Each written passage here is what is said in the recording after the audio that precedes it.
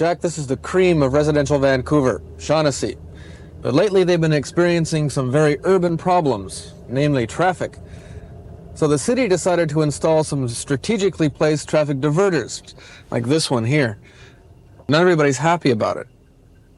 In fact, here in this lap of conservatism, there's even talk about rebellion. These streets were paid for by all the citizens of Vancouver, not just the people who live in Shaughnessy or Kerrisdale. And I don't know where the idea who hatched it up, that the streets are for the use of a few the people in the area. But 98% of the people here say that they want these barricades. That's not true. 96 or 98 people, as reported in the paper, but it was 96 people, according to Margaret Ford, the alderman, who they did a survey of 198 homes in the area. 134 responded. 96 people said they wanted the barricades.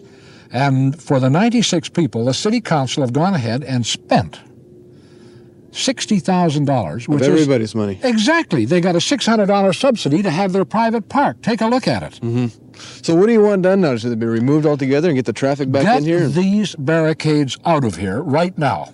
Look, the people who live in this area, the ones who are probably more handicapped than the others, you know, we also have to drive around to get out. But if it's going to make it a safer place, and that the traffic is diffused instead of all on one. Would you like to live on a street with cars going literally bumper to bumper? Mm-hmm. And that's not just at 4 o'clock or, 3:45. Sure, we live with the times. It's, You always get the argument, though, that the people in Shaughnessy are trying to protect their own little world. But that isn't true. Here's what all the fuss is about. A 6-month experiment that began just 4 weeks ago.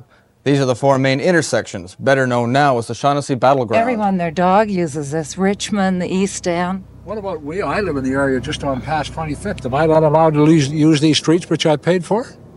Why should you have the privilege of having the diverters in here? Do you go up Pine? Do you go up to Kerrisdale and shop? Mm-hmm. Do you go up Pine? You're going up the street right now. Do you go up Pine? No. Where do you go? I'll just go up there. Pine. I use Arbutus. You never use Pine, eh?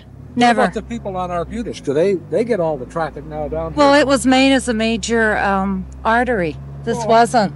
So was King Edward. This wasn't. Yes, it was. No, it wasn't. Well, yes, it was. I just told you what they did when they built the Bragg Bridge. But that's a long time ago. Listen, I got upset 10 years ago when they shut off the West End. I thought, how could I use Denman and Georgia? I do it all the time now. It's nothing. You've got tunnel vision, honey.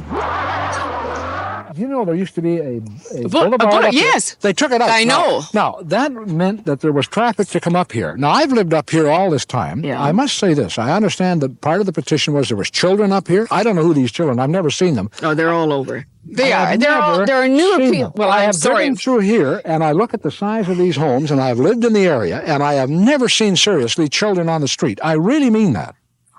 Secondly, I have driven down here. I have never seen an accident of any type. Well, I wish you'd live in my house. Well, no, and lived there when we had the accident. I'm serious too. I lived on 28th and Cambie Street. When I bought onto Cambie Street 14 years before that, I knew that whole area was going to be developed.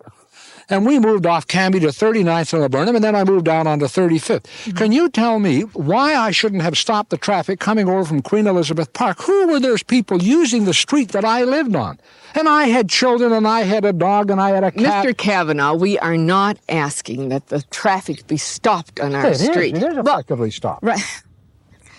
We don't seem to. We got two different points of view, and I understand what you're saying, but I won't agree with you. That's all. That's and you fine. Don't agree with me. But I'm willing to listen, and I think that's the difference. Can I ask this? 96 people, by Margaret Ford's, Alderman Ford's own statement.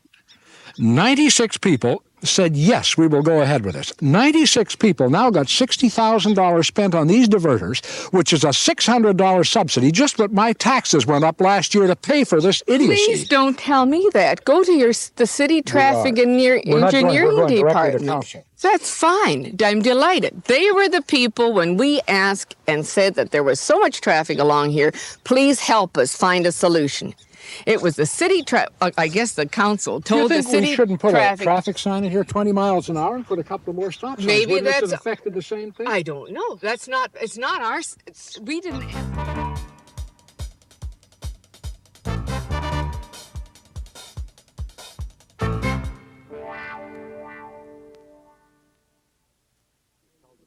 I have a bee in my bonnet about these cul-de-sacs in Shaughnessy. No right to have one, but couldn't resist it. So hi-ho we go down to City Hall to see two people, Mayor Harcourt and his NDP buddy, Bruce Erickson. First to Harcourt. You know, there's a very serious principle involved in all the kerfuffle in the city of Vancouver just now about diverters. Cul-de-sac has become a cause célèbre. How's that for bilinguality? And this applies to the west end of Vancouver, the mini parks, the diverters, the hookers, the prowlers in the cars, and it applies to Shaughnessy. And with me is His Worship, the Mayor of Vancouver, the celebrated Michael Harcourt.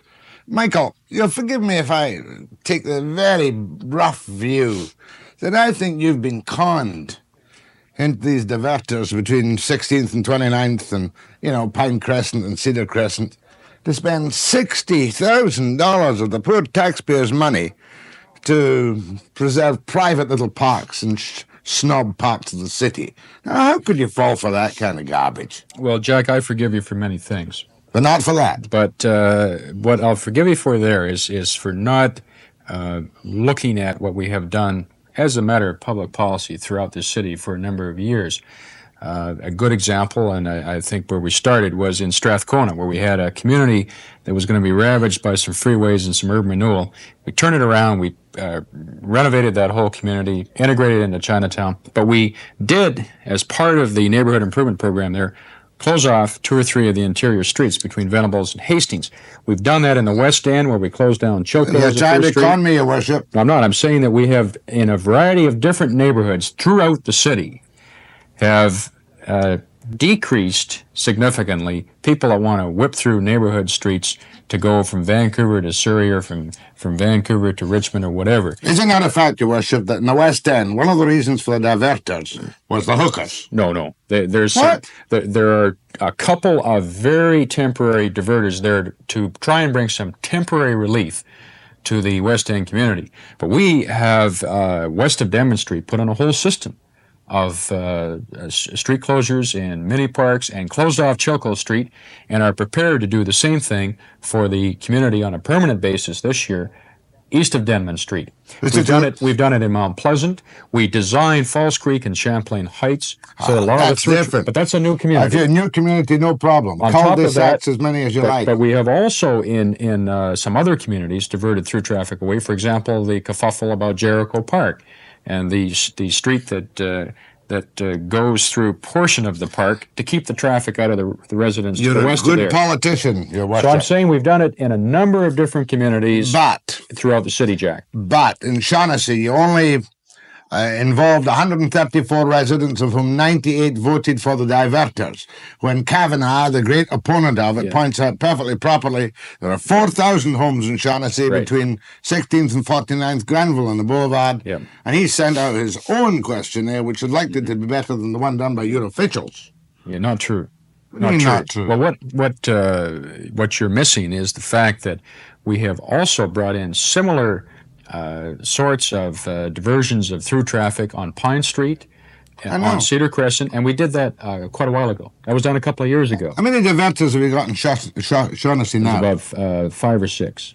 I can't drive up Pine Crescent anymore, taking my shortcut from the top of 16th and Burrard through to Laburnum. No. That's right, but you see there are some streets that are called Arbutus, East Boulevard, Granville, but they're busy streets.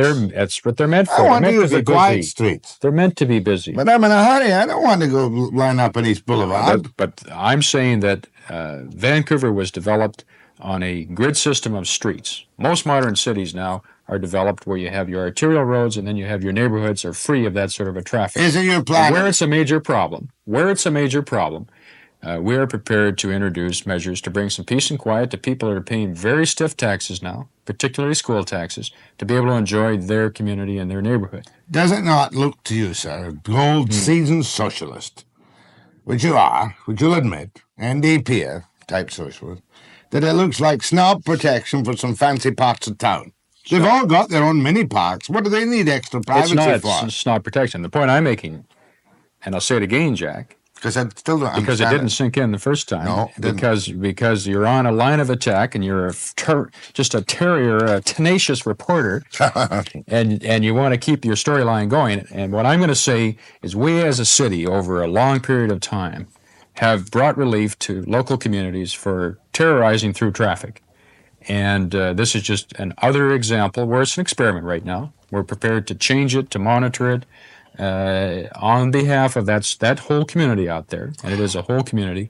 It's coming back before council in the next little while. We'll have a fresh look at it. But we've done it all throughout the city. It's not in response to a request from the fat cats in Shaughnessy. We've done it all over the city and have done for at least 10 or 15 years. But you are prepared to consider now the wishes of the 4,000 residents in that area. I mean, if I live in 20th... That's exactly what the experiment is all about, was to find out the effects, to see the impacts, to see where we can modify it or change it, to see what council can do to try and to deal with the question you're talking about you who want to destroy somebody's peace and quiet. You mean thousands in this city. I pay my share of provincial taxes and everything else. Those are local city streets, paid for to a large extent on a local improvement basis.